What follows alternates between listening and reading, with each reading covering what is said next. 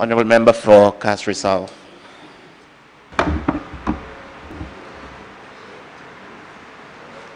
Thank you very much, Mr. Speaker. Mr. Speaker, I'm once again pleased to address this Honourable House as the duly elected representative for Castries South. As usual, Mr. Speaker, it's the start of a new parliamentary year. And I want to give praise to the Almighty, my friends, families, my executive group, supporters and well-wishers. Mr. Speaker, the constituents of Castries South are becoming hopeful in the midst of suffering. It is almost 3 years since this government was elected, and soon the constituents of Castries South will be asked again to exercise their franchise. For some, it will be an opportunity to right a wrong which has haunted them since June the 6th. For others, it will be a time to reconnect with their party and restore their loyalty. And for the rest, it will be a chance to reaffirm their commitment to a party which places as a priority the lives, welfare, and prosperity of St. Lucians. Mr. Speaker, this government has failed the people of Castries South and the people of St. Lucia, and the estimates prove it once again. Mr. Speaker, the feeling that the soul of our country has been lost, that the identity of our country has been eroded, and that the moral fabric of this country has been torn apart, will soon give way to a feeling that the people really matter, that we are proud to be the custodians of our destiny, and that the prosperity of this country is not reserved to a few, characterized as family, friends, and foreigners. The constituents of Castries South are resilient and have persevered, and their time will soon come. Mr. Speaker, I am forever thankful for the love and affection which I receive from the constituents of Castries South. I am committed to providing the very best representation, ensuring that their needs are vigorously advocated and their aspirations are sufficiently voiced. I will always defend their interests, and I will be fearless, especially when holding the government to account. So, Mr. Speaker, with your permission, I address this Honourable House on the estimates of expenditure and revenue for financial year 2019-2020. And as I did last year, to focus on 4 questions. The first one, what is the social and political context within which this budget is presented? 2, are there benefits to Castries South? 3, does it pass the test for fiscal responsibility? And 4, what does the estimates tell us about the priorities of the government? I start with the social and political context. Mr. Speaker, some may not like us to repeat it, but from my standpoint in Castries South, this government has continued to be unrelenting in its divisiveness, its vindictiveness, its abuse of power, and highly irregular financial management. Mr. Speaker, as if the firing of nice workers was not wicked enough, as if the firing of professionals who headed statutory bodies was not satisfactory, as if not paying the CDP contractors was not cruel enough, as if the disrespecting of St. Lucians by calling them barking dogs and jackasses was not painful enough, we learned that public servants are seen as lazy and believe that they are entitled. These same public servants who are afraid to speak because there is a fear that they will be victimized. Mr. Speaker, as if it was not enough to discard the established practice of public tendering, to award 30 direct awards in one day, to award to the Packer Company a contract of $32 million without tender, to award a contract without tender for setting up a performance and delivery management unit for about $15 million. We would learn of a comfort letter to friends to raise $132 million. So it was called a comfort letter. If that was not bad enough, it was not signed by the Minister of Finance. Worse, the Minister of Finance would announce that monies have already been sourced for the projects involved. And did I hear that there are other such letters circulating, Mr. Speaker? Mr. Speaker, in the throne speech yesterday, the Governor General would remind us of words he uttered last year, and I quote, "Without party, parliamentary government is impossible. It is a most wonderful device that makes for peace and good government, not tribalism and warfare. Parliament is the grand inquest of the nation and in the service of our masters, the people of St. Lucia. Let us not substitute refined inquisitorial procedure for javelins of slander and knives of lies. For the sake of our children and ensuing generations, let us always rise to the occasion, government and opposition, and bring due reverence to this house. We can make St. Lucia the best of all possible words." These are telling words from the Governor General. But somehow this seems to be a schizophrenic government. The head of state says one thing, and the executive does the opposite. So, Mr. Speaker, within that context, I need to ask, within the estimates, are there any benefits to Castries South?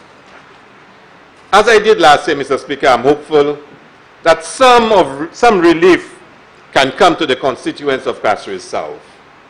And I've searched the estimates, Mr. Speaker, and just like last year, there's only one mention of anywhere in Castries South. And it's the same Cicero rehabilitation, road rehabilitation, an allocation to meet the outstanding debts. Mr. Speaker, there are ministers who will present, and I want to put forward my case for the needs of the constituents of Castries South, Mr. Speaker. And when the various ministers speak, Mr. Speaker, I hope in some way they can address the concerns and the needs of the constituents of Castries South, Mr. Speaker. Mr. Speaker, Lower Mon Road, the issue of sidewalks and a railing for a bridge, Mr. Speaker. The railing has been down for almost 10 years, Mr. Speaker. I have been in my short time on a tour with an engineer from the Ministry of Infrastructure, Department of Infrastructure, appealing for the bridge to be rebuilt. Mr. Speaker, the old cemetery. Recently we heard a lot being said by the mayor about persons who live in the old cemetery. I'm very familiar with this area, Mr. Speaker. And I know, Mr. Speaker, the critical issues of housing in that community. The need for drains, Mr. Speaker. The need for retaining walls, Mr. Speaker, for footpaths, for lighting, and for solid waste management, Mr. Speaker. Mr. Speaker, you move on to Fuasho, another area that I'm very familiar with, Mr. Speaker. It's been years, Mr. Speaker, we've been talking about a court for the young people. Mr. Speaker, the young people would play football, cricket on the hospital road, which itself is an emergency access road to Victoria Hospital, Mr. Speaker. Mr. Speaker, drainage in Fuasho has been a perpetual problem. Previous administrations on both sides have tried to do something about it, but it continues to plague the people, Mr. Speaker. Issues of housing, of lighting, solid waste management, Mr. Speaker. There was a time under the previous administration when the drains in Fuasho were being cleaned regularly. Persons who employed full-time to ensure that those drains are clean, Mr. Speaker. That has stopped since 2016, Mr. Speaker. And I believe, Mr. Speaker, because of the situation of Fuasho, those drains have to be maintained regularly, Mr. Speaker. Mr. Speaker, the after-school program, and I will come to it later on, the after-school program, what I am told, has been stopped, or has stopped. It is now the recess, and they're told it's going to resume in September, Mr. Speaker. The after-school care program is important to a community like Fuasho, Mr. Speaker. Mr. Speaker, Hospital Road, footpaths, lighting, George Cooper Road, a massive retaining wall. A few years ago, there was a storm, Mr. Speaker, and serious issues to do with soil erosion, Mr. Speaker. Mr. Speaker, the Tunnel Road community, and I've spoken to the minister responsible for Wasco, Mr. Speaker. I've written to Wasco about the water connection for the people living there. They were living there before the Millennium Highway was built, and all of them had to connect up to the top by the Governor General's residence. Mr. Speaker, can you imagine when a pipe bursts or something is wrong, everybody has to find their way up from the bottom of Millennium Highway, through the bush, and up the steps to get to the Millennium Highway to turn off your meter. Sometimes they don't even know that the pipe has been burst. They don't even know where it is, Mr. Speaker. But yet, right in front of them, on the Millennium Highway, there runs a pipe. I've written to WASCO. A costing was done under the Labour Party, Mr. Speaker. The monies had been approved, Mr. Speaker. But of course, we know what happened. It has not been done. I have been terrorizing the minister responsible for WASCO to get this done for the people, Mr. Speaker. And I wish less work will be done in... Mr. Speaker, I hope less work will be done in Babono, and some attention will be given to the Tunnel Road, because this is a very serious matter, Mr. Well, cordiality has not worked, Mr. Speaker, so I have to up the ante, Mr. Speaker. But he keeps promising me he will get it done. So I will keep at him, Mr. Speaker. Mr. Speaker, the land ownership. Castle South is plagued with issues of land ownership, and I will speak about that later on. But there has to be a focused attention on land ownership, Mr. Speaker. Footpaths, lighting, and drainage in that community. Mr. Speaker, there's a community called Fleet, Mr. Speaker. Some of you may not never heard of it, but it's a small community higher up the Tunnel Road community. Issues of drainage, Mr. Speaker, footpaths, lighting, road repair, Mr. Speaker. These people have been literally abandoned in the development of housing area there, Mr. Speaker. In Bannan, Mr. Speaker, issues of footpaths, lighting, land ownership against, Mr. Speaker. Anytime you pass near Bannan and you look onto the hillside, Mr. Speaker, you will see all the houses that are there, Mr. Speaker. Critical issues of land ownership. People have been living there for 30, 40 years, Mr. Speaker, and they do not own the lands, Mr. Speaker. And sometime soon, Mr. Speaker, something will have to be done about it. Mr. Speaker, I had engaged a discussion with an agency about developing the Tapio Beach, Mr. Speaker. When I grew up, Tapio Beach was where we bathed, Mr. Speaker. They didn't have any housing scheme there. It was all guava trees, Mr. Speaker, and that was the favored beach. Now there's a housing development, the Tapia Hospital is open, Mr. Speaker. And it is a beach that has to be developed to give some facilities to the young people who frequent there, Mr. Speaker. Mr. Speaker, Mon Latok, the member for Castries North is not there, but Mr. Speaker, he knows that area very well. It's been one of the areas in which he grew up, Mr. Speaker.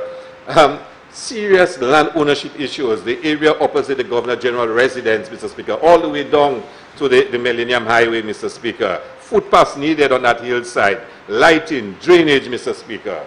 And only 2 weeks ago, I had a tour with an engineer from the Ministry of Infrastructure. Traffic barriers, Mr. Speaker. Vehicles coming down, Mr. Speaker, from the Governor General residence, get running off the road straight into people's homes, Mr. Speaker. And it is why, Mr. Speaker, I was, whilst I welcome the barriers in the Bannan area and the waterfront, I had to remind people that this area, historically, is one of the most notorious areas, Mr. Speaker, for vehicles running off the road, Mr. Speaker. And I hope during this financial year, those barriers can be erected. Mr. Speaker, Sisera is one of the largest communities in St. Lucia. Issues of road repair, Mr. Speaker, particularly in Monkey Tongue, Mr. Speaker. Footpaths, drainage, Mr. Speaker. The playing field, Mr. Speaker, for a community as large as Sisera, from the top of the Mon all the way down to Monkey Tongue, almost 2,000 persons, Mr. Speaker. There's a playing field that can barely accommodate a 9-a-side football match. And the community is crying out for a better playing field, Mr. Speaker. Again, issues of land ownership, Mr. Speaker. And I know NHC has had a meeting in the community, and there is some discussion as to how they can reconcile some of the issues, Mr. Speaker. But there's a crying need, Mr. Speaker, for housing, for land, for people to build their houses, Mr. Speaker. Because, Mr. Speaker, when you think about it, you're born and grew up in a house with 2 rooms or maybe 3 rooms. You're 19, 20-year-old. You want to get your own space. You won't stay in your mother's plywood house anymore. You want to get out. Where do you get out? You build a shack next to your mother's house. Or you build a shack in an empty lot nearby. And the whole squatting continues, Mr. Speaker. And we have to focus on it and see what we can do about it. The community center in Sisera, Mr. Speaker, has been closed for almost 2 years, Mr. Speaker. 2 years. So there's no community center in Cicero, Mr. Speaker. And when I hear the estimates, Mr. Speaker, and how there's investment in people and communities, I have to ask, why can't something be done about a community center in Cicero? And Mr. Speaker, the issue of Wi-Fi. Cicero is one of the pilot areas for the Wi-Fi project, Mr. Speaker. And yet when it was launched, the Wi-Fi was switched off in Cicero. And other communities now have Wi-Fi, and the community that had it originally has been switched off, and on all the poles you can see all the routers, modems, and everything else, Mr. Speaker, but no Wi-Fi in the community. And I'm wondering when will GNet and whatever intranet, whatever it is, Mr. Speaker, will get to Cicero once again. The residents of Kubaril keep asking me about representation for the road to be repaired, Mr. Speaker. Another community that's historically ignored, Mr. Speaker. Woodlands, Mr. Speaker. Land ownership issues again.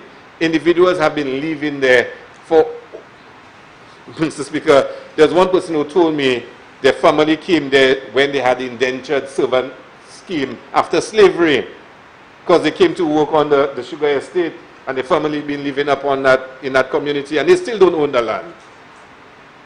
It used to be owned by geese, and now a gentleman goes around collecting rent for the land, and he's probably best known now for his company name in the letter, Mr. Speaker, the notorious letter, Mr. Speaker. So, Mr. Speaker, there are serious issues of land ownership in good lands, Mr. Speaker. The playing field that the young people had established at the bottom of the hill, Mr. Speaker, was taken by this government to park container trailers, Mr. Speaker. The same area where the young people played cricket and football, they decided to put all the container trailers. And now the young people have no place for them to recreate, Mr. Speaker. Ticolo, Mr. Speaker, drainage, lighting, the road, Mr. Speaker. There's a family in Ticolo that keeps reminding me they want me to come to their home only when the rainy season starts, so I can fall trying to get down to their house because there's no drainage, there's no footpath, there's no steps, Mr. Speaker. Pastor Joseph, Mr. Speaker, I have said to the Minister of Infrastructure, Mr. Speaker, over and over about the state of the Pastor Joseph Road, Mr. Speaker. This is a road, Mr. Speaker, where the minibuses are now threatening not to pass, Mr. Speaker, because of the condition of the road. The main road in Pastor Joseph has to be a priority in this financial year, Mr. Speaker. The community in Pastor Joseph, Mr. Speaker, and that's an interesting one, Mr. Speaker. I need you to listen to this one. It was started by the former Rep. Robert Lewis, Mr. Speaker, under the CDP. The government changed, it was not continued. And all of a sudden during Christmas time, some gentlemen appeared with bags, dog food bags filled with sand and cement in it, and started to plaster it, Mr. Speaker. A contract was given to somebody to come to Pastor Joseph, not persons from the community, to come and complete or to work on the Pastor Joseph Community Center. And then when I asked who awarded the contract, which ministry, nobody can tell me. Well, I did find out who gave them the contract, but I didn't know that person was employed in any ministry. So there's somebody supervising projects in Castries South, and in Pastor Joseph in particular, who might be affiliated to CDP, because some of the people are telling me they believe these are CDP projects. So projects have been executed, Mr. Speaker. And by the way, Mr. Speaker, there are two persons executing projects in my constituency. There is one on my right, and there is one who is not here today, but is a minister of the government. Two of them. On the right, me? No, on the right, on that side over there, Mr. Speaker. So you have the mayor doing some projects, and you have the minister of health doing some projects. So the member from Castries is fixed of one person. I have two, Mr. Speaker. Two, Mr. Speaker. But I'm grateful for whatever they do once it improves the lives of the people, Mr. Speaker. I may not be told. I know I will not be told. But, Mr. Speaker, if it's done on the lives of the people, I improve. I will live with it. I may not agree to it, but I will live with it. So I hope they can accelerate the completion of the Pastor Joseph Community Center. We are using it in the state in which it is, and we will continue to use it. So please, whoever is giving the secret contracts, complete it. And Marigold, Mr. Speaker, the Marigold Road is shameful. And I have again spoken to the minister with responsibility for roads, Mr. Speaker. This is a tourist attraction site, Mr. Speaker. And, Mr. Speaker, you really would believe by now some effort would be made to repair that road, Mr. Speaker. It is in a real state, and I'm hoping this year we can get it, Mr. Speaker. Well, I'm waiting for the good news from the Minister. Of course, Marigo Plainfield, I was hoping it would have been completed. From day one, I spoke to the Minister about spending the balance that is needed to complete it, Mr. Speaker. Mr. Speaker, moving on to the specifics of the estimates, Mr. Speaker. I have a particular interest in youth and sports in my constituency, Mr. Speaker, and I must ask a question, Mr. Speaker. With the Don Lockerbie Parker Company contract, what has become of sports services, Mr. Speaker? Mr. Speaker, if you look at page 495, it's really a sad statement, Mr. Speaker. There are no monies for elite athlete assistance and talent, Mr. Speaker. There's no money for maintenance of playing fields, Mr. Speaker. There's no money for sports equipment, Mr. Speaker. And there's no money for national coaching programs, Mr. Speaker. And you really have to ask the question, what is happening, Mr. Speaker? $42 million was paid to a company which did not even have, Mr. Speaker, a sports design and construction component. Do you know, Mr. Speaker, how the Parker Company is described on its website? Is described as the world's premier fittings, furniture, and equipment purchasing firm for the global hospitality industry since 1969. That's how it's described. And they got a contract to design sporting infrastructure in St. Lucia, the world's premier FF&E purchasing firm for the global hospitality industry, Mr. Speaker. And they got that without tender again, Mr. Speaker. Mr. Speaker, page 495 states that only $20.6 million will be spent on construction of sporting facilities by Don Lockerbie and the Parker Company. The contract was for $32 million. So I assume at least $12 million will go into consultancy fees and project management. If it's only $20 million will be spent on construction. Now, Mr. Speaker, architectural engineering fees usually 5% of the project amount. Project management fees usually 2%. So legitimately you would have expected about 7% would have been spent toward the consulting firm. In this case, almost more than 33% was allocated to the company. And also, Mr. Speaker, on page 495, you will notice that in addition to the $42 million contract which was given to the Parker Company, the government of St. Lucia now has to pay $300,000 in salaries for the same project. Now think about it, Mr. Speaker. We've signed a contract to pay $32 million to a company to do all those works, design and construct sporting facilities. Why does the government of St. Lucia still have to find $300,000 to pay salaries? Salaries for who? To do what?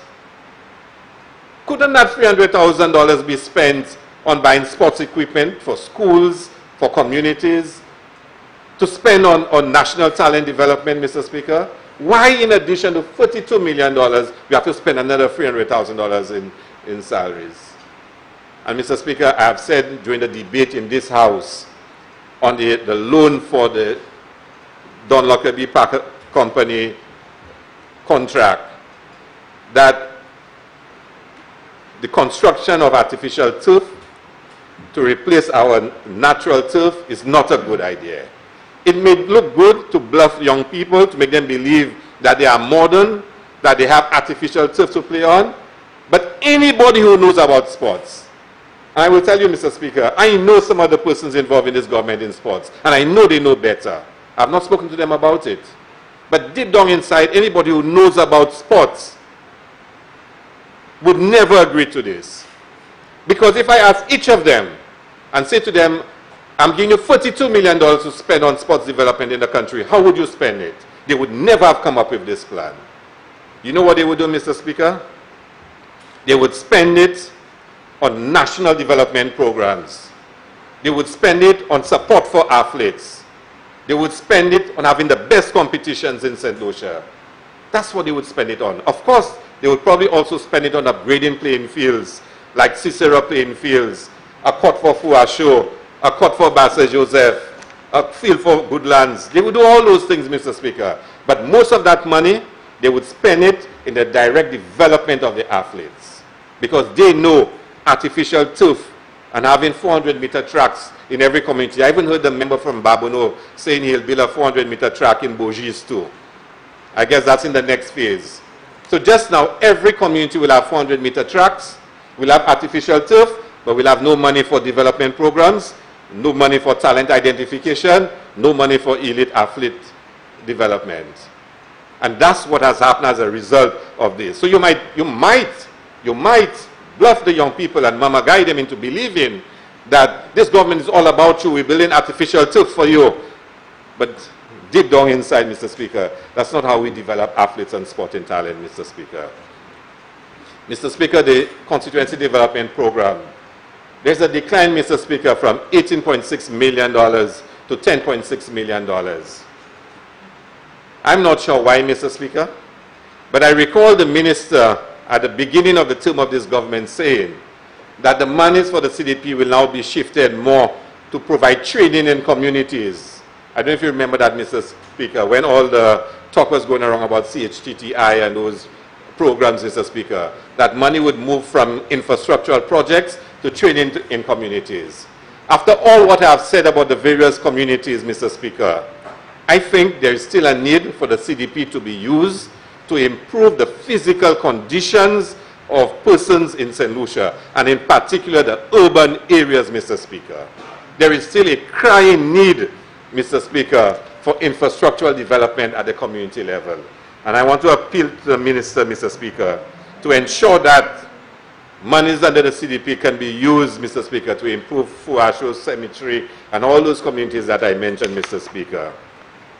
Mr. Speaker, I note on page 356 an allocation for the PROUD program, although it's about $4.6 million less, Mr. Speaker.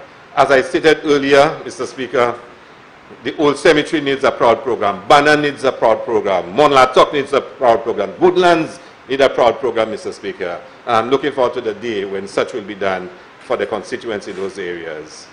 Mr. Speaker, the member from Grozile spoke about the aftercare program, and that it had increased from $340,000 to $403,000. That's on page 380, Mr. Speaker.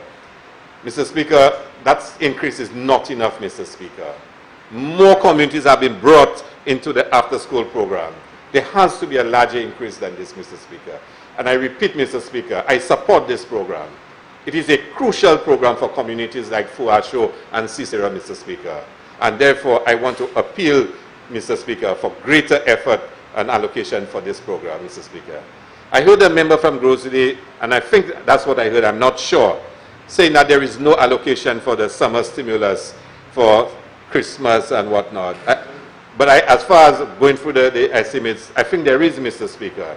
I noticed, Mr. Speaker, very curiously, Mr. Speaker, and you may wish, Mr. Speaker, for there to be an explanation. Under the section Grants and Contributions, under his ministry, under the Honourable Member's ministry, Mr. Speaker, the agency is not mentioned, Mr. Speaker, but program heads are mentioned. So mention, and I'm not sure what page it is, Mr. Speaker. The programs are mentioned as against the agencies. So SSDF would receive transfers, Mr. Speaker. Page 546, Mr. Speaker. So you will see headings, Mr. Speaker, rather than the agency the money is being transferred to. And, Mr. Speaker, the minister has already spoken, but there's a heading called Other Social Assistance Projects. An allocation of $1.5 million is provided. And I need to ask the question, Mr. Speaker, who is this money for? For what purpose? Is there a policy guiding its use? Because for the allocation to have a broad heading saying other social assistance projects, Mr. Speaker, I think it's inadequate for the estimates, Mr. Speaker. Mr. Speaker, I'm glad to hear the minister mention that the Youth Empowerment for Life project continues. It is a project that I support. The Youth Empowerment project for me, Mr. Speaker, can make a significant impact on the lives of young people, especially in the urban areas. But I was very disappointed, Mr. Speaker, when I called looking for assistance for a couple of young men from Cicero who wanted to start a small farm. They were trying to go the right way, do things the right way, Mr. Speaker. And I was told that it does not apply to Castries South. that it is only for certain communities, you know, Mr. Speaker. And I was shocked to hear it, Mr. Speaker. And I would really love to hear which communities in St. Lucia qualify for assistance under the Youth Empowerment for Life project, Mr. Speaker. Because I would hate to believe that not only is this not a national project, but only some communities in Castries are the ones to benefit. And Mr. Speaker, these days where you have to say the city of Castries is separate from the district of Castries South. Because with the new bill that was passed, Castries South is now a district on its own.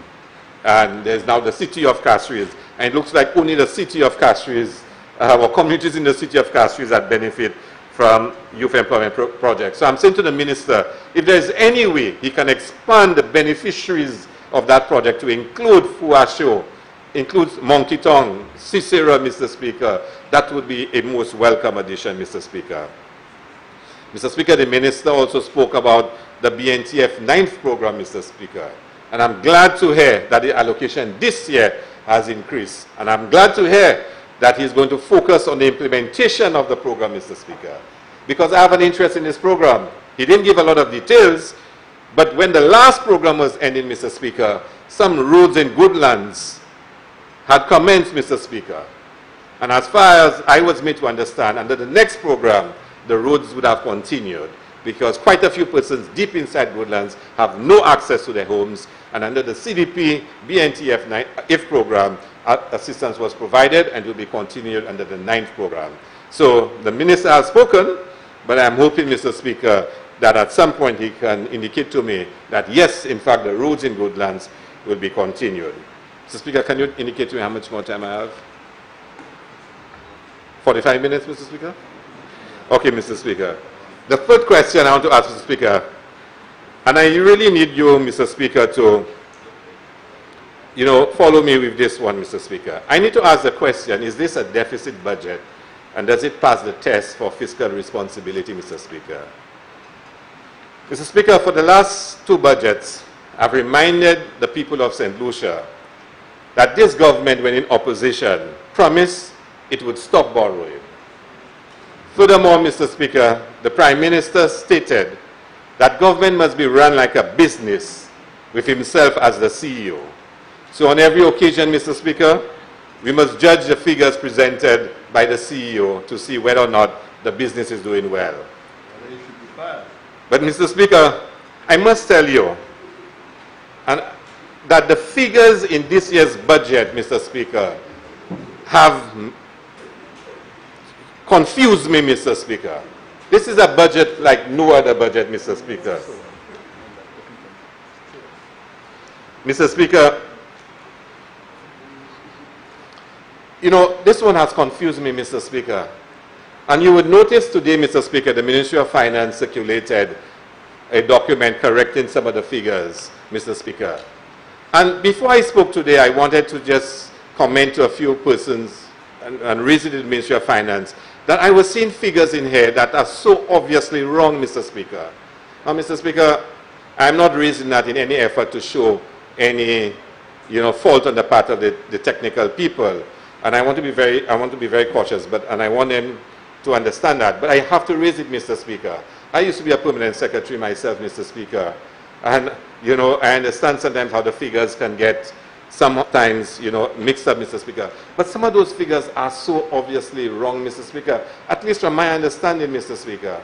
Now, maybe I have an obligation to point it out, Mr. Speaker, and for corrections to be made or clarification provided to me, Mr. Speaker.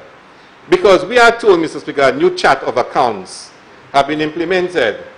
I would have hoped that somebody would have tried to explain this new chart of accounts to us and how it really works, Mr. Speaker. Secondly, Mr. Speaker, one of the changes in the new chart of accounts is that you've been told before you were custom with capital projects, and a capital project included all the components of the project. But now, salaries and wages are being moved to recurrent expenditure. So now capital projects, and they call project spending, is now building and infrastructure and another line item. So there is a change. So a lot of the wages and salaries that would fall under capital spending are now under recurrent. Now I would want to assume, Mr. Speaker, that all the figures in here, all the summary pages in here, Mr. Speaker, would have been regularized. Regularized meaning everything in there is now under the new system. So when I compare one year to the next year, I'm comparing apples with apples and not apples with oranges. Otherwise, you cannot make comparisons, Mr. Speaker. Otherwise, you cannot. So I need you to go through this exercise with me, Mr. Speaker, and bear me out on it, Mr. Speaker. Mr. Speaker, let's start off with page 4. And I'm not going to speak about the revenue figures, Mr. Speaker. The revenue figures on page 4, and I'm talking about the non-tax, tax, and sale of assets. They kind of correspond, Mr. Speaker, with what's on page 3. There was a problem, as you can note, Mr. Speaker, in the year 2017-2018. If you look at your estimates, the year 2017-2018 are different to the year 2017-2018 on page 4. But a document was circulated correcting those figures. So they now, I don't know if you have a copy of the document, Mr. Speaker. There was a document circulated by the Ministry of Finance earlier today, correcting some of those figures. But even in correcting it, Mr. Speaker, there are a lot that were not corrected. I don't know, Mr. Speaker, do you have a copy of this document? They were put on our desk, everybody got an envelope with it. So, let's go for it, Mr. Speaker. The total expenditure for 2017-2018, Mr. Speaker, shows 1,395,518,602, Mr. Speaker, and that corresponds with what's on page 3. Mr. Speaker, the total expenditure for approved estimates for 2018-2019 shows 1.48 billion. Yes, Mr. Speaker, you following me? That's on page 4. If you look for approved estimates 2018-2019, 1,487, 583, 200. And if you look on page 3, you will see the same figures for total expenditure, yeah? But if you look, Mr. Speaker, for the revised estimates for 2018-2019, you will see the same figure. Now, that has been corrected in the new document. But just imagine, Mr. Speaker, for 3 instances, the same total exists, but all the item heads are different in every instant, but the total always adds up to the same. You following me? So imagine you have a global total, but each case the line item is different, but it always adds up to the same total. But the Ministry of Finance has corrected it with the document they circulated. So the grand total expenditure for 2018-2019, Mr. Speaker, is now $1,506,624,818. And we'll make note of that because we'll come back to it, Mr. Speaker. 2 items will also change. Buildings and improvement was changed, and plant machinery and equipment was also changed, Mr. Speaker. Now, I want you to remember those figures, Mr. Speaker, because if you look at wages and salaries and retirement benefits for the estimates 2019-2020, Mr. Speaker, on page 3, if you add it, Mr. Speaker, you will see a total $534,485,931. Mr. Speaker, if you go to page 3, if you go to page 4, Mr. Speaker, if you add personal emoluments and you add retirement benefits, personal emoluments and retirement benefits, Mr. Speaker, on page 4 for 2019-2020, it gives you, Mr. Speaker, $534,485,931. So it corresponds. What's on page 3 corresponds to personal emoluments and retirement benefits on page 4. It corresponds. Mr. Speaker, for 2018-2019, Mr. Speaker, the approved estimates, if you carry out the same exercise, you get the same correspondence. So then one reflects the other. So what you have on page 3 reflects what you have on page 4. But, Mr. Speaker, if you look at the revised estimates for 2018-2019, Mr. Speaker, you see 503,923. But if you go to page 4 and you add personal emoluments, 424,244, and you add retirement benefits of 99 million, Mr. Speaker, you get 523,923,244. But yet on page 3, you have 503,923 and $370. You follow me? So I did it for 2019, it corresponds. You do it for the other years, it corresponds. But for last financial year, the summary page is $20 million less. $20 million less. Now, if that $20 million, if that 503, 923, 370 was supposed to be 523, you realize what happens to all the indicators, Mr. Speaker. Now, there might be a logical answer, but maybe somebody can explain to me, Mr. Speaker, why wages and salaries and retirement benefits under the summary of operations adds up to exactly what's wages and salaries on page 3, except for this financial year. It's $20 million less, Mr. Speaker. Now, Mr. Speaker, the document that we were given today by the Ministry of Finance, it changes the total expenditure estimated for 2018-2019. The estimates page 3 shows it to be 1,411,553,821. The document we were given today shows it to be 1,506,624,818. So if that changes, Mr. Speaker, and also note, Mr. Speaker, I told you 2 changes were made in the line item. If that figure changes, Mr. Speaker, all the indicators changes. All the boast about primary surplus and current surplus, all of that changes, Mr. Speaker. If that is corrected, Mr. Speaker, all of that changes, Mr. Speaker. And I've sat there, Mr. Speaker, and I've recalculated it. The current surplus now becomes 10,116,335, and not, Mr. Speaker, 40,116,190. The recurrent surplus becomes a deficit of 118,652,126, not, Mr. Speaker, a deficit of 98.6 million. The primary surplus is 46,906,503, and not, Mr. Speaker, 102,847,238. Because there's an error in the calculation. And let me tell you where the second adjustment is that affects it, Mr. Speaker.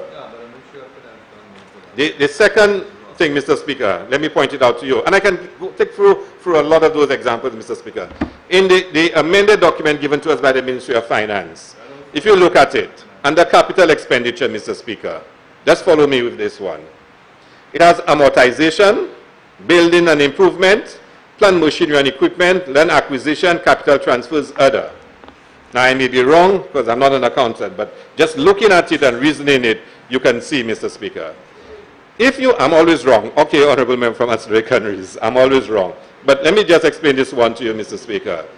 I don't think you even understand what's going on here, so just relax. Mr. Speaker, Honorable Member, under estimate, don't get me involved. Okay, I won't be distracted, Mr. Speaker. Thank you for guiding me. Under the estimates for 2019-2020, Mr. Speaker, if you deduct amortization from the total of capital expenditure, Mr. Speaker, 389.678 million, you remove 142 million, Mr. Speaker. That's for this year. Your capital, Mr. Speaker, will be as shown, 246, if you go to page 3. it will be 246,717,000. So you take out amortization from the capital expenditure, it will be equal to the capital expenditure shown in the budget summary. You can do it, Mr. Speaker, for 2017. You can do it for 2018 approved estimates. You can do it for this year budget estimate. It's exactly the same. But, Mr. Speaker, if you do it, Mr. Speaker, for revised estimates for 2018-2019, then, Mr. Speaker, the new capital expenditure moves from 143,183,746 to 179,114,617. It changes. If it changes because you're deleting 143,715,000 from 312,829. So your capital budget goes up. But it's important, Mr. Speaker, your capital budget, in when, Mr. Speaker, you are calculating your primary surplus. It's important. So those revised figures that were given, Mr. Speaker, when you calculate it, all the indicators change, Mr. Speaker. All of them change, Mr. Speaker. And I'm wondering, how do you go about analyzing? Now, Mr. Speaker, I was just referring to expenditure. Just expenditure, Mr. Speaker. Let me just give you another example, a further example, Mr. Speaker, just to give you an example. On page 3, Mr. Speaker, and again, there might be a logical explanation for it, but the figures just do not add up, Mr. Speaker. On page 3, Mr. Speaker, Roman numeral 3, in the budget estimates, grants were approved to be for this year, for last year, 2018-2019, that's second column, grants, 69,693,994, but revised to 41,316,106. But if you go on page 4, Mr. Speaker, the other side, you will see, Mr. Speaker, that grants approved was 69,840,000.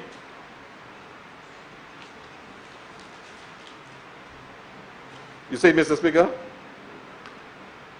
And revised to 69,693,994. Now, maybe somebody has an explanation for it. Why on one page it says grants approved, Mr. Speaker, was 69 million, revised to 41 million, but on page 4 it shows grants approved 69 million, same 69 million, but revised is now 61.8. So on one page, in both instances, the approved is the same, but on one page the revised in 40-something million, and the other page is saying 60-something million. Now all of that affects the overall calculation of your revenue, Mr. Speaker. I didn't have time to go through the revenue, Mr. Speaker.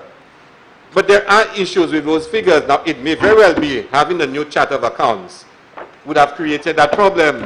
Mr. Speaker, I mean, I can share my notes and I can sit with the Ministry of Finance officials and you know, we can have, you know, a discussion on it. But, Mr. Speaker, the figures do not add up.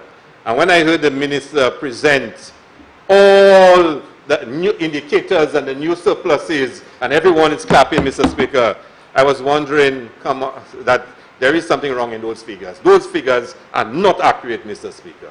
Are you talking about the range? No, I come into the range in a while, Mr. Speaker. I'm coming to the range, Mr. Speaker. So, Mr. Speaker, I want to move on. I mean, I can spend more time pointing out errors in the table, but I notice my time is coming, so I want to move on, Mr. Speaker. What do the estimates tell us about the priorities of the government, Mr. Speaker? Mr. Speaker, let's start off talking about revenue. The PM boasts of revenue having improved over 2017-2018. Total revenue and grants increased from 1.145 billion to an expected 1.2 billion, an increase of about $59 million, Mr. Speaker.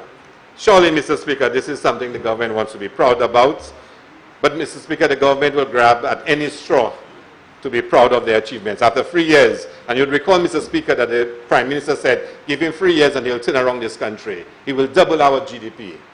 And 3 years will be in 2 months' time, Mr. Speaker, and instead economic growth is going down, Mr. Speaker. So anything that can make him boast, he will boast, Mr. Speaker. But in my view, the government underperformed, Mr. Speaker, with the level of borrowing, the most borrowing in our history, Mr. Speaker. And the government had told us that their words will execute, execute, execute. Where is the execution, Mr. Speaker? And my friend from Soufrière, Mr. Speaker, the MP, when he was saying execute, execute, execute, I warned him, I hope that those words would not turn wrong on him and he gets politically executed, Mr. Speaker, because, Mr. Speaker, I could not see all the things that were being said could have been done so soon, Mr. Speaker. But this is the nature of the beast, Mr. Speaker. Mr. Speaker,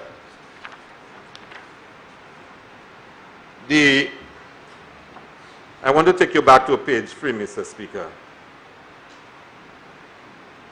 And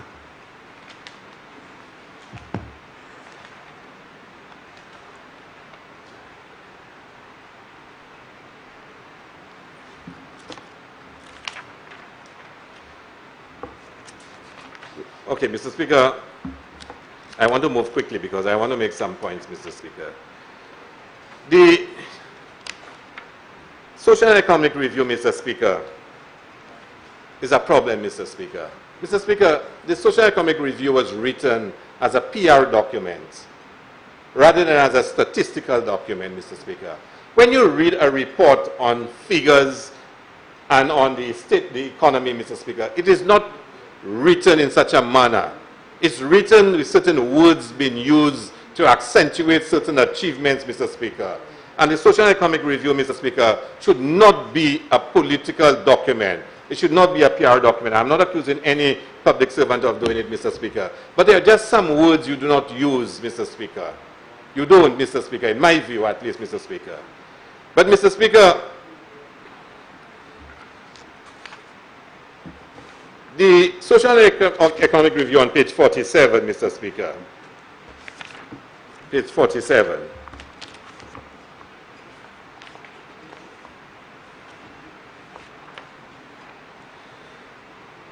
Let's start with page. Let's start on page 47. It says that total revenue and grants is expected to rise to $1.205.1 million, Mr. Speaker. This is similar to the estimates, Mr. Speaker. It's also correct for current revenue.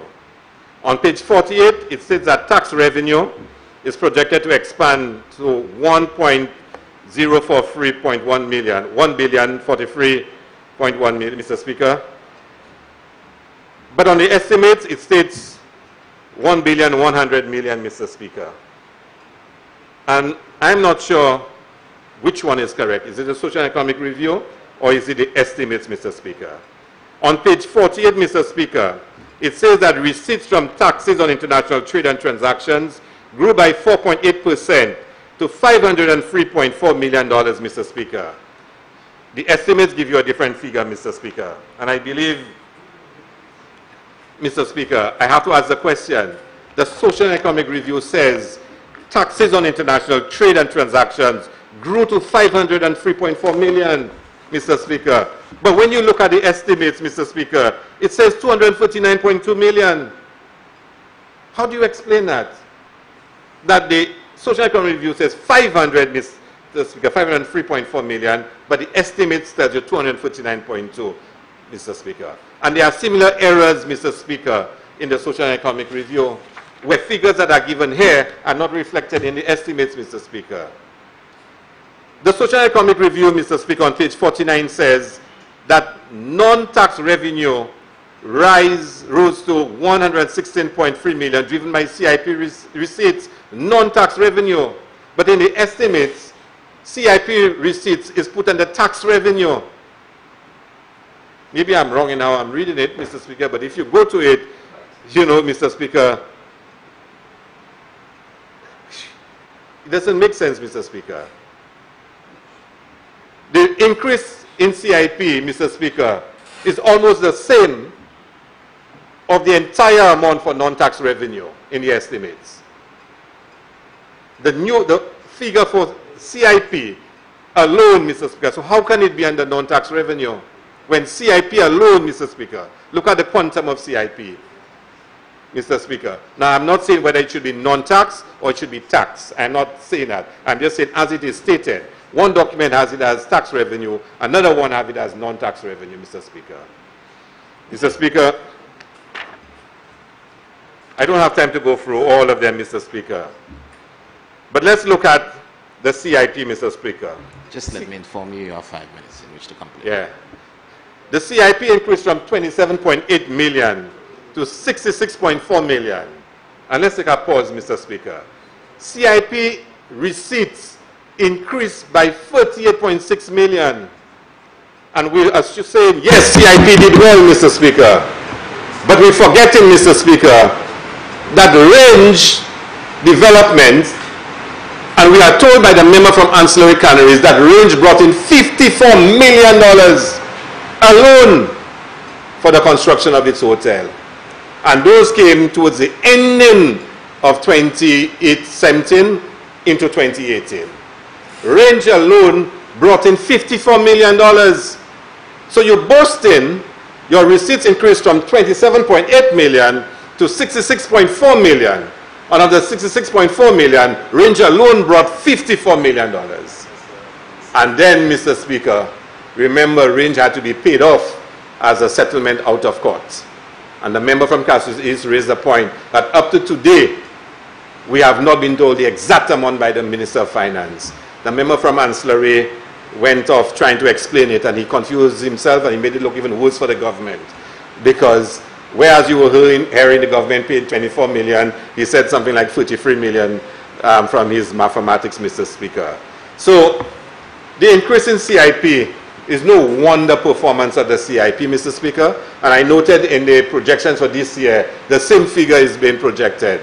I don't know if there'll be another range again this year, Mr. Speaker. So I hope the sense of realism comes in, Mr. Speaker.